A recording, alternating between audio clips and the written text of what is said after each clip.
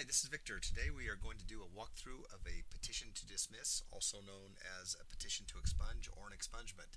I'd like to thank Attorney Roger Lampkin for providing the information and the outline for this video. And let's just get right to it. First, can you do it on your own? The general answer is yes. You can get free forms, links, and information at properkits.com, but it is best to chat with an attorney, which you can do by going to kernseminars.com.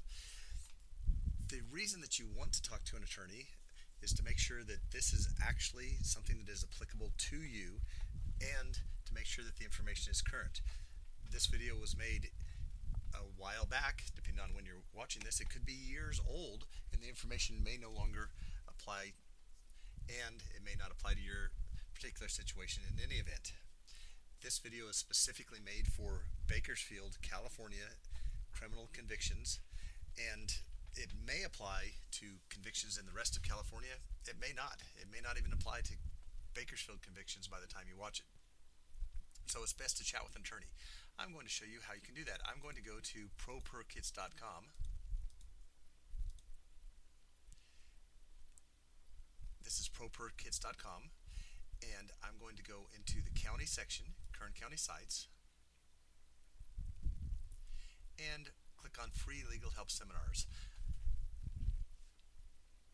And that takes me to the site, kernseminars.com. I could have gone directly to kernseminars.com, but I recommend that you start at properkits.com because that's where you're also going to find the forms and other information that's used in this video.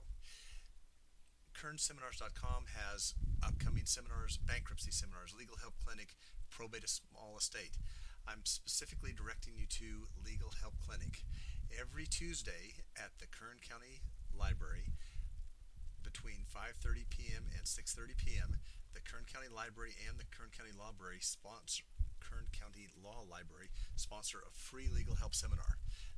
Multiple attorneys will come to it. Sometimes you'll get just one or two, sometimes you'll get three or four, but they're there to help, give free advice, give free help. If you bring in your petition to expunge, they will help you with it. They will help you check your case, see if it's applicable to you, and give you some advice.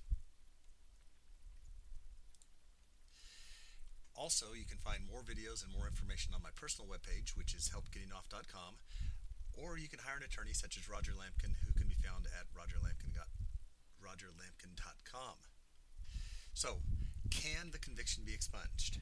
The general rules are, if it is a misdemeanor, it can be expunged, or if it is a felony with no prison sentence, it can be expunged, but only if the case is complete. The case has to be finished, you have to be off of probation, and you have to have paid all fines, fees, restitution, and otherwise complied with the orders or had probation terminated early. Next question is, should it be expunged? Not necessarily. Sometimes it would be better to have the conviction first reduced under Prop 47 or other forms of relief. Sometimes it would be better to move to have the original plea withdrawn. You need to consult with an attorney, especially if it is for a sex offense. So, there are two required forms, CR 180, which is the petition, and CR 181, which is the order.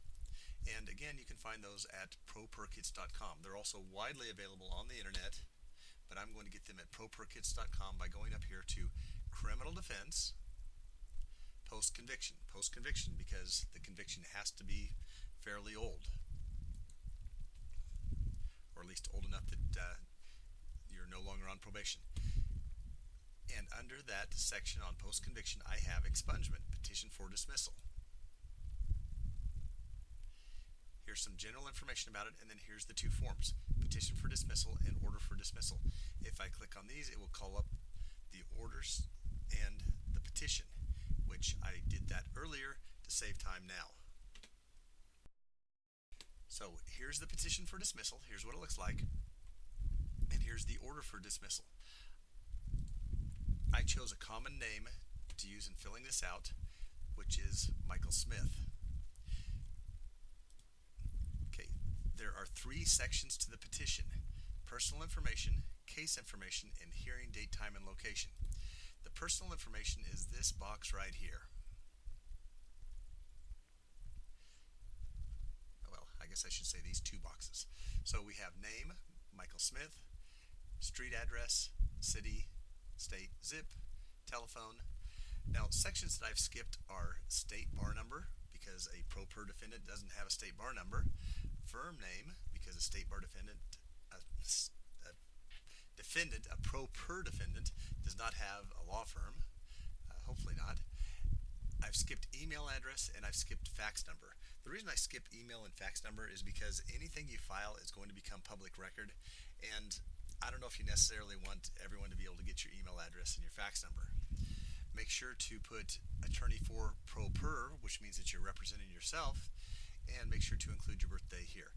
This is the personal information that you need to complete on this form, and you need to copy it down to the bottom and have address, city, state, zip here.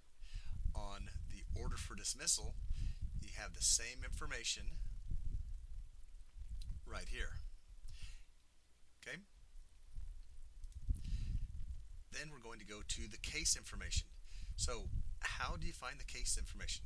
You need one petition for each case, and you're going to get the case information from the Superior Court. So I'm going to go back to properkits.com, counties, Kern County sites, and I'm going to search Kern County criminal cases. The page it takes me to is for pending hearings. I don't want pending hearings because this is for an old conviction. I want criminal case information calendar, and I'm going to choose criminal history by defendant. And I'm going to type in the defendant's name. Again, I chose a fairly common name so that I would get several hits. You can type in your birthday here if you have a very common name, and you have to answer a math question before it will allow you to continue the search. And it comes up with multiple Michael Smiths. Some of them are not exactly Michael Smith. We have down here Larry Michael Smith. We have up here Stephen Richardson. And the reason that it comes up with that is that his name has some way been associated as being Michael Smith at some point. If I click on this case, it's going to show me that this person has multiple aliases, which the person may or may not even know that they have these aliases. It could be a complete mistake, but somehow, at some point, he has been associated with the name Michael Smith. So I'm going to do the petitions based on this second one right here. And I'm going to start by highlighting the case number and then clicking on it. Highlighting it, copying it, and then clicking on it. So I see that this Michael Smith was born in '67. He should already know that. And these are the counts that were against him. Count 1, misdemeanor that he pled guilty to. Count 2, misdemeanor that was dismissed. Count 3, infraction that he pled guilty to. I'm only concerned with misdemeanors or felonies where the person suffered an actual conviction. So I've already copied this case number. I'm going to come back to the petition for dismissal, and I'm going to paste the case number here. Now notice that the case number also goes down here. However, I can't click on this. I also can't click on the defendant's name here. This is a mistake in the Judicial Council form. You don't need to worry about it. You don't need to put this information in.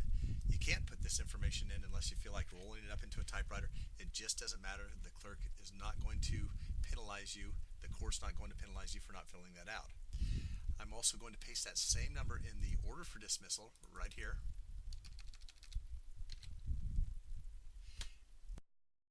And then the order for dismissal is completely done. There's nothing else that I need to type in on this. I have the information at the top. That's the personal information for the defendant, the case number, and the rest of this information is for the court to fill out. So I will print this form. Okay, returning to the petition for dismissal, I now need to fill out Section 1. Section 1 concerns the specific conviction. So I'm going to get the specific conviction information from the Kern County Superior Court webpage. I see that it has a couple dates. It has a filing date. Some also have arrest dates and other information, but the date I'm interested in is the disposition date. I see that on 2/20 of '91, that's the disposition date. So I'm going to come over to the petition for dismissal, and I'm going to put the date right here, on this date the petitioner was convicted. Okay? Code is the code section he was convicted of, which in this case is listed right here. Code VC, which stands for Vehicle Code. And the section he was convicted of is right here. So I'm going to copy that and I'm going to paste it in right here.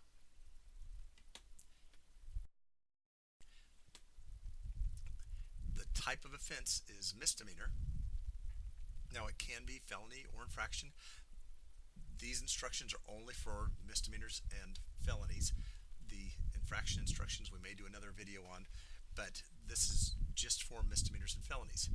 Because the case number is BM, the M stands for misdemeanor, I can also see that it's type M right here, which means misdemeanor. So I'm going to put in misdemeanor offense. Eligible for reduction to misdemeanor, because it's already a misdemeanor, logically it can't be reduced to a misdemeanor. Legally, some cases can be reduced from felonies to misdemeanors. Some misdemeanors can be reduced to infractions. You need to talk to an attorney to decide whether or not your particular case is eligible for any sort of reduction. Since this is already a misdemeanor, I'm going to enter no here. I don't know if it can be reduced to an infraction, so I'm going to put down unknown. You can talk to an attorney, and if the attorney tells you that it can be reduced to an infraction, you can put yes. If the attorney tells you that it can't, you can put no. If you put unknown, the court will help you figure out whether or not it can be reduced to an infraction. Now, I only have one case number here. Again, it is, and the case information is one petition for each case, and you get the case information from the Superior Court. The webpage for the Superior Court can be found at properkids.com. Okay, moving on to Section 2. Most commonly, you're going to be checking the box in Section 2. The other options are Section 2, 3, 4, 5, or 6. Read each of them and decide which one applies to you, but for most cases, it's going to be felony or misdemeanor with probation granted. And on most cases, it's going to be option A, which is the defendant fulfilled the conditions of probation for the entire period thereof. Another option is option 3, which is a misdemeanor or infraction with a sentence other than probation. For some minor misdemeanors, it's only a fine, and you would be choosing the box 3 and answering question A or B. But for most people, it's going to be box 2 and fulfill the conditions of probation for the entire period of. If the person was discharged from probation early, they can check box B. If any other situation applies where the person was granted probation but did not successfully complete probation, you're going to choose box C, but at that point you really should have an attorney, because you're arguing to the court that relief should be granted in the interest of justice, and you have to provide some documentation to support that decision by the court. Other options are misdemeanor for a prostitution case for the victim of human trafficking, and certain other sentences that we're not going to get into here. This is primarily concerning option 2. Once I've chosen option 2 and whatever's applicable, this petition is complete except for this section right here, which says for court use only. In Kern County, it's not for court use. In Bakersfield, the court expects you to fill out when the hearing is going to be. The hearing date, time, and location. These are the time limits that are recommended by Mr. Lampkin. There are statutory time limits that are much shorter, and there's a lot more options on when you can file. However, this is meant to give you the best chance of getting your petition heard on the first hearing date and the best chance of getting it granted. So, he suggests that you set a hearing date 30 days or more after the filing date and set it on a Tuesday. The hearing time is 8:30 a.m. So I have chosen a date that is 30 days away, and I set it at 8:30. The department is either LM or CC, and here's how we decide. Misdemeanors are in Department LM, which is at 1215 Truxton. Felonies are in Department CC, which is at 1415 Truxton. Now, you should know whether your case is a misdemeanor or a felony, but I'm going to discuss a little bit about how the case numbering system works in Kern County so that you can see what type of case.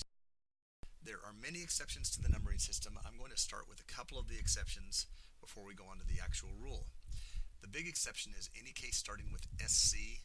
That's the old court numbering system for felonies. SC stands for Superior Court.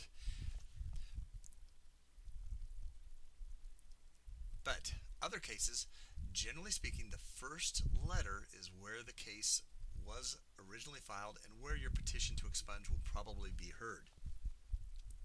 B stands for Bakersfield. S stands for Shafter. Let's look at a couple others. R is Ridgecrest. M is Mojave. L is Lamont. T is Taft. That brings up another exception. The Taft court is now closed, so all Taft cases are heard in either Bakersfield or Lamont. Okay, the second letter in the case number is what the case was originally filed as, the case level. M, misdemeanor. F, felony. A V means that the case was filed as a violation. So if it's a misdemeanor, it's probably going to be heard in Department LM. If it's a felony, it's probably going to be heard in Department CC. However, you have to look and see what the actual conviction was. It can be a felony case number, but have a misdemeanor conviction. So, for example, in this case, it has a felony case number, but I come down here and it's only a misdemeanor conviction. So that'll be filed in the misdemeanor court also. The next part of the case number is the actual case number, which is a 6-digit number that is sequential for each case in each court. Bakersfield misdemeanors are sequential, Bakersfield felonies are sequential. And the last letter in the case number is the defendant identifier. So if a case has 3 defendants, there's going to be an A defendant, B defendant, and C defendant. If there's only one, it's going to be A. So most cases you're going to see are AAAA because most cases have just one defendant. So once I decide where it's going to be filed, I've decided that this case is going to be filed in LM, 1215 Truxton, so I put Department LM here. Now this form is complete. I'm going to print this form out. Next, we've printed both forms. We need to prepare to serve and file. You need to sign the original Form 180 in blue ink right here. You need to make 4 copies of the petition and of the order. You need to staple each copy individually together. And you need to 2-hole punch the original. So the 2-hole punch is 2 holes that are punched at the very top of the form. You also need to prepare a self-addressed stamped envelope. So where to serve the copies? The court will not accept your petition for filing until you've served. At a minimum, you have to serve the district attorney, but it's best if you also serve the probation department. So you take your original and all of your copies to the probation department, 1415 Truxton Avenue, 5th floor, hand them the original and all the copies. They will keep 1 copy, they will date stamp the original and all the other copies, and they'll hand it back to you. And then you can walk across the street to the district attorney's office at 1215 Truxton Avenue, 4th floor, and do the same thing there. Hand them the original and the copies. They'll keep 1 copy. They will stamp the original and the other copies, and they'll return them to you. And then where to file? Misdemeanors, as I mentioned several times, are filed at 1215 Truxton, and felonies are filed at 1415 Truxton. Both the misdemeanor and the felony departments are on the first floor of the courthouse. So what you do is you take your original and 2 copies to the counter at the courthouse and give it to the clerk along with your self-addressed stamped envelope. You ask them to give you a received copy. That second copy that you made, they will stamp it received and return it to you immediately. If the clerks have time, sometimes they will actually endorse your other copy and hand it to you immediately. If they don't, that's fine. They will keep it along with your self-addressed stamped envelope. They will endorse it later and mail it to you. The last step is attend the hearing. Tips for the hearing: dress well. Dress like you're going to church. Dress like you're going to court. Keep quiet. Sit quietly in the court. Don't try to talk to inmates if there's any inmates in there. Don't talk on your phone. Keep your cell phone off. Just sit there and keep quiet until they call your case. Even then, keep quiet. Listen to what the judge says, answer the judge's questions, and respond politely. Don't get upset if something goes wrong. Sometimes something will go wrong. If something goes wrong, politely ask for time to talk to an attorney. Say, Your Honor, I did not expect this. I thought it was going to be dismissed. May I have 3 weeks so that I can talk to an attorney before we continue on this matter? And most likely the judge will give you more time to resolve it, to figure out what mistakes were made and how to get it taken care of. After the hearing, assuming that it's granted, it doesn't completely go away. I'm going to go back to Mr. Smith's case and show you what will happen. In many counties, the conviction virtually disappears from the public record, but in Kern County, we change it on the computer to say dismissed and the code section. So people will still be able to find your conviction, but it will show that it is a dismissed case, therefore it is technically no longer a conviction. Thanks for watching. If you have any questions, feel free to attend any of the free seminars, or you can email Mr. Lampkin at attorney@rogerlampkin.com, or you can get more information at properkits.com, chat with an attorney at kernseminars.com, visit my webpage for other videos and helpful information, helpgettingoff.com. Please like and share. We'd like to get this free information out there and help as many people as possible. Thank you very much.